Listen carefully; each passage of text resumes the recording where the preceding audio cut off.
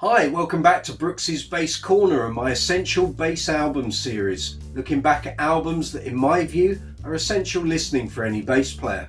It might be an album that sold millions worldwide and thrust the bassist onto megastardom, or it might be an album that didn't sell particularly well, but cut a niche for a particular bassist to propel the band or artist onto greater things, or it might just be a great album in terms of the bass performance.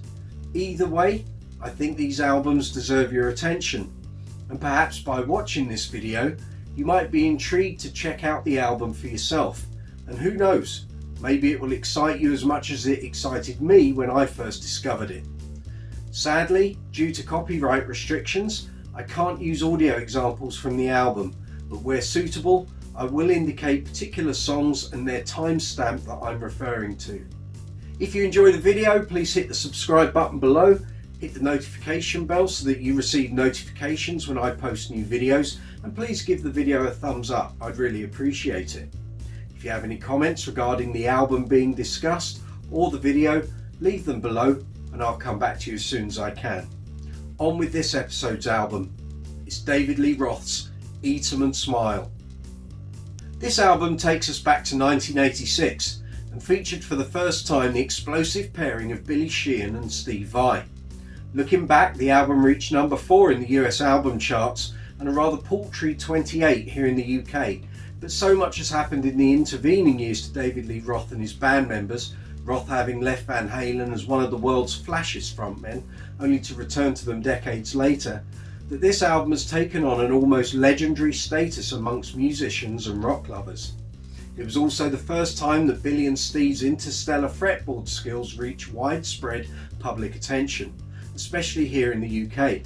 There isn't a whole lot of video footage from this period, so we have to enjoy the videos for the album's single releases and live footage from shows in Detroit, Montreal and Toronto.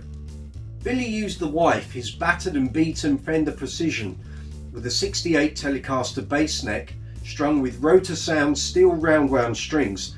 This was prior to the release of his signature strings for the company, and his parts were recorded by miking his setup, which included Pierce preamps, Yamaha PC2000 power amps driving flag system cabinets, each with 4 15-inch drivers, and recording both his clean and distorted signals, while a clean low-end signal was sent direct for easy mixing. Effects in his rack at the time included an Eventide harmonizer, an Eventide H910 and 969 units, and Yamaha SPX 90 units. At just under 31 minutes in length, it's not the longest album ever, but the pumping eighth notes from Billy underpinning Vai's talking guitar at the start of Yankee Rose is a statement of intent. This isn't a chop fest, these songs are a springboard for everyone's talents.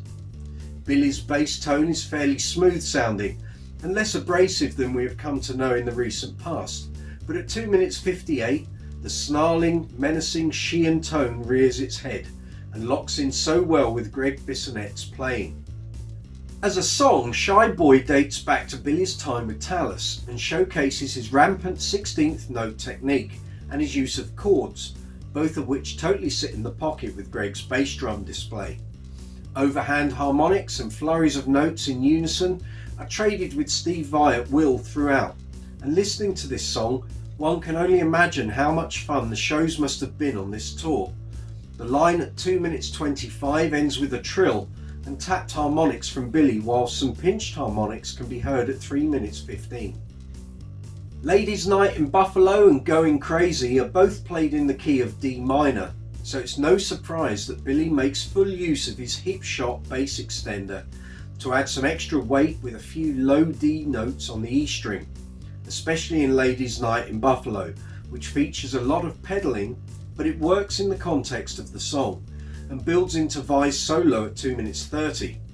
Goin Crazy has some sublime tapped harmonics at 2 minutes 15 through to 2 minutes 21, some tight compression making them sound woody, so they create a real thump. Elephant Gun is a technique-laden showcase for both Billy and Steve. Rapid fire 16th notes underpin the whole verse, while from 1 minute 31 through to 1:51, Billy is finally let off the leash to do what he does so well, and this leads into a tapping section in unison with Steve Vai from 2 minutes 1 second. Listen and enjoy, it's sure to put a smile on your face at their sheer audacity. With Roth's penchant for lounge fodder in the form of I'm Easy and That's Life, the album isn't an out-and-out rock fest, but it most certainly caught a fiery cocktail of players, not necessarily at the peak of their powers, that maybe came later in other projects, but for sheer talent, ability and virtuosity coupled with Roth's showmanship, the band and the album couldn't really fail.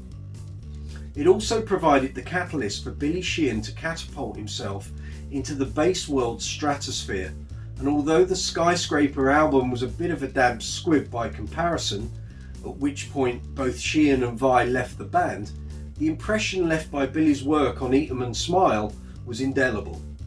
If you enjoyed this video, please hit the subscribe button below, hit the notification bell so that you get notifications when I post up new videos, and please give the video a thumbs up, I'd really appreciate it. If you have any comments regarding the album or the video, leave them below and I'll come back to you as soon as I can. Look forward to seeing you here again on Brooksy's Bass Corner.